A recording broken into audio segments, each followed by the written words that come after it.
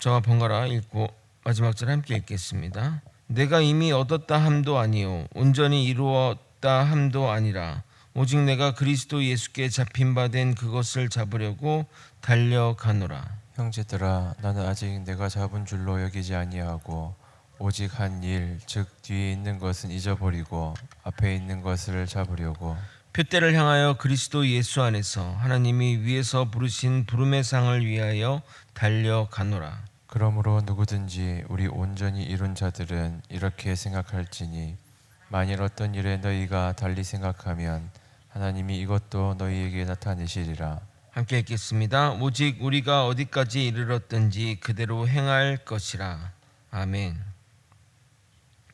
사도 바울은 과거 육체를 신뢰했던 율법주의적인 삶과 그것을 해로 여기며 그리스도를 믿게 된 현재의 삶을 비교하며 믿음으로만 구원에 이른다는 복음의 원리를 빌립보 교인들과 유대 율법주의자들에게 천명합니다. 사도 바울은 육체로만 보면 자랑할 것이 많은 사람입니다. 그럼에도 그것을 해로 여기며 복음을 위해 무수한 고난도 받았음에도 여전히 예수 안에서 믿음으로 살려는 그의 자세는 유대 율법주의자들에게 많은 시사점을 남기며 자신이 믿는 것에 대한 고민을 가지게 만듭니다. 제가 예수를 믿었던 결정적인 사유는 아니지만 저한테 좀 많은 영향을 미쳤던 것 중에 하나는 뭐냐면 왜 기독교인들은 저렇게 자신의 시간과 돈을 들여서 복음을 전하는 일에 열심일까 하는 것이었습니다. 그들이 믿는 것이 무엇이길래 도대체 무엇이길래 저렇게 하는 것일까 라는 생각을 하게 했습니다. 그 생각이 저를 교회로 이끌었고 그 결과 예수를 만나게 한 것입니다. 바울의 말을 진지하게 들었다면 유대 율법주의자들도 그런 고민이 들 것 같습니다. 왜 저 사람은 화려한 스펙에 성공이 보장된 인생임에도 모든 것을 배선물로 여기고 고난과 탄압이 예정된 이 길을 갈까 고민하지 않을 수 없을 것입니다. 주님을 향한 우리의 모든 삶이 불신자들에게는 도전이요 주님이 살아계심을 증명하는 증거라 생각합니다. 우리의 확고한 믿음이 그들을 믿음으로 이끌게 될 것입니다. 오늘 본문은 정말 유명한 성경 구절이고 성도들이 사랑하는 성경 구절 중 하나입니다.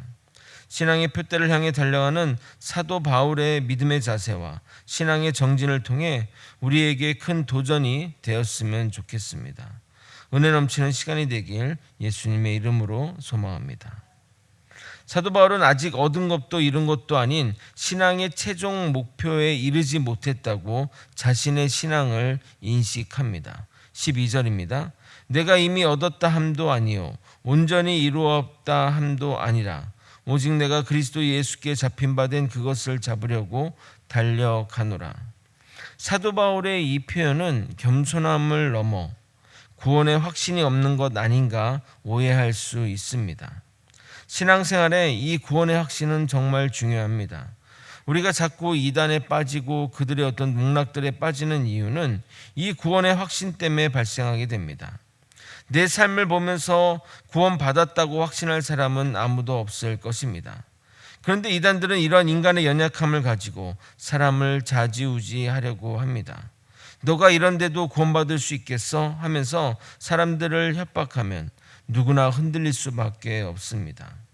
그러나 우리가 주님을 믿음으로 구원에 이르듯이 이 구원도 믿음으로 받아 가질 때 그 구원을 확신하며 살아갈 수 있는 것입니다. 나를 보지 말고 나를 붙들어 주시는 주님의 은혜를 보며 나아갈 때 우리는 흔들림 없이 나아갈 수 있는 것입니다. 사도 바울의 저 표현은 우리가 신분의 구원은 되었지만 하나님의 자녀가 되었지만 최종적인 구원의 완성, 이 수준의 구원을 향해 달려가겠다는 의지의 표현이라 보면 되겠습니다. 저런 의지가 있어야 신앙의 정진을 끝까지 힘차게 해내지 않겠습니까? 저는 신앙생활을 하면 할수록 정말 갈 길이 멀다는 생각을 하게 됩니다. 정말 이렇게 기도해서 되겠는가? 이 정도로 말씀 묵상해서 되겠는가? 온전히 주님께 영광되는 삶은 언제 살 수 있을까? 먼저 이 길을 가신 선배들을 보면서 한참 모자란 나 자신을 느낍니다. 저야 뭐 당연히 뒤돌아볼 것도 없이 과거에 한 일이 없기에 과거의 일을 잊을 것도 없지만 바울처럼 많은 것을 이루고 해낸 후에 뒤돌아보게 된다면 정말 거기에 만족하며 살아갈 것 같습니다. 내가 개척한 교회가 몇 개인데, 내가 전도하고 세례를 베푼 사람이 몇 명인데 하면서 말입니다. 그러나 그런 생각은 결코 건강하지 않으며 주님을 향해 정진하는데 방해가 될 뿐입니다. 그러므로 사도 바울의 자세는 믿는 자세, 믿는 사람들의 모든 마음이 되어야 할 것입니다. 13절을 읽겠습니다. 형제들아, 나는 아직 내가 잡은 줄로 여기지 아니하고 오직 한 일, 즉 뒤에 있는 것은 잊어버리고 앞에 있는 것을 잡으려고. 그러니까 지금까지 내가 해왔던 일들을 잊어버리고 앞에 것을, 앞으로 이제 해야 될 일들, 앞으로의 사역과의 그 모든 일들을 잡으려고 달려간다고 말합니다. 여러분, 사도 바울의 나이가 지금은 거의 뭐 노년의 나이고 정말 지금 감옥에서 오늘 내일 하는 그 상황 가운데 지금 이 이야기를 하고 있는 겁니다. 저도 정말 인생의 어느 시점에 정말 저렇게 고백할 수 있었으면 좋겠습니다. 솔직히 정말 뒤돌아볼 것이라도 있었으면 좋겠습니다. 아무것도 한 것이 없고 오히려 부끄러운 과거만 있는데 뒤에 있는 것을 잊어버리고 앞에 것을 잡으러 간다고 말한다면 그거보다 더한 한심스러운 일은 없을 것입니다. 과거 신학대학원을 다닐 때 새로 부임한 총장으로 인해 학내 분쟁이 일어났습니다. 그분은 이름만 대면 아는 목사님이지만 자녀 세습도 하고 여러 가지 부끄러운 문제로 교계에 문제를 일으켰던 분이십니다. 제가 그때 학생 대표라서 그분과 면담할 일이 있었는데 그분 자신은 과거에 아쉬운 일이 많았지만 남은 인생은 반성하는 마음으로 학교 일에 열심히 하겠다고 말했지만 학생들은 그분이 총장 되는 것을 결사 반대했습니다. 그분도 오직 한 일, 즉 뒤에 있는 것을 잊어버리고 앞에 것을 잡으려고 나섰지만 사도 바울은 그런 부끄러운 과거가 아닌 누가 봐도 인정하고 누가 봐도 놀라운 과거지만 사도 바울은 그것을 잊어버린다고 고백합니다. 그 정도가 되어야 그런 말을 할 수 있지 않겠습니까? 나의 옛날에 그런 모습들은 다 잊어버리고 이제 앞에 것만 생각해 주세요 라고 해서는 되겠냐 이 말입니다. 당시 로마 시대는 운동교회가 활발하게 벌어졌습니다. 특히 육상 경기가 빈번하게 개최됐는데 우승을 하게 되면 상금이나 어떤 금전적인 혜택은 없었고 승리의 면류관을 받았다고 합니다. 지금은 너무 스포츠가 돈과 연결이 되어 정말 벌어지고 있지만 그 당시는 순수했던 것 같습니다. 사도 바울의 편지를 받는 빌립보 사람들은 바울의 표현이 육상 경기를 비유하는 것임을 알았기에 그들은 매우 입체적으로 이 글을 읽었을 것입니다. 14절을 한번 여러분이 읽도록 하겠습니다. 함께 읽겠습니다. 시작. 표대를 향하여 그리스도 예수 안에서 하나님이 위에서 부르신 부름의 상을 위하여 달려가노라. 이 모습이 이제 육상 경기의 어떤 모습을 나타내는 것입니다. 당연히 경주하는 사람은 자신이 달려온 것을 뒤돌아보지 않을 것입니다. 경기하면서 뒤돌아보며 뛰는 사람 봤습니까? 결승전에 가장 먼저 도착하려고 애쓰므로 우리에게 예비된 승리의 면류관을 받아가지려고 노력할 것입니다. 그러나 하나님 나라에 있는 경주는 세상과는 다릅니다.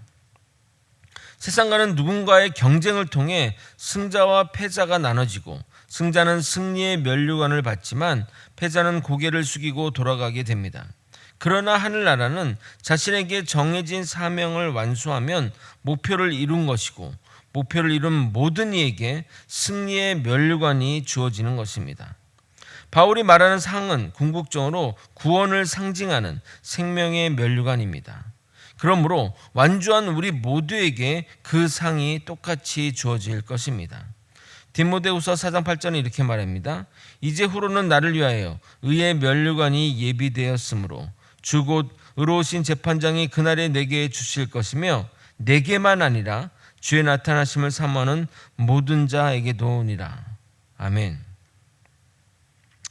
이어지는 15절은 개역 개정이 좀 어렵게 번역이 되어 제가 현대인의 성경으로 읽어드리도록 하겠습니다. 그러므로 믿음이 성숙한 사람들은 모두 이와 같은 생각으로 살아야 합니다. 만일 여러분이 나와 다른 생각을 가지고 있다면 하나님은 그것도 분명히 바로 가르쳐 주실 것입니다.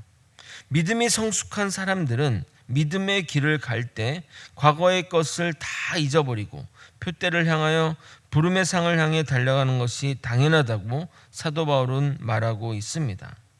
그런데 만일 여러분의 생각이 나와 다르다면 하나님이 교정해 주신다고 말합니다. 그러나 하나님이 우리를 교정해 주실 때까지 우리는 기다려서는 안 됩니다.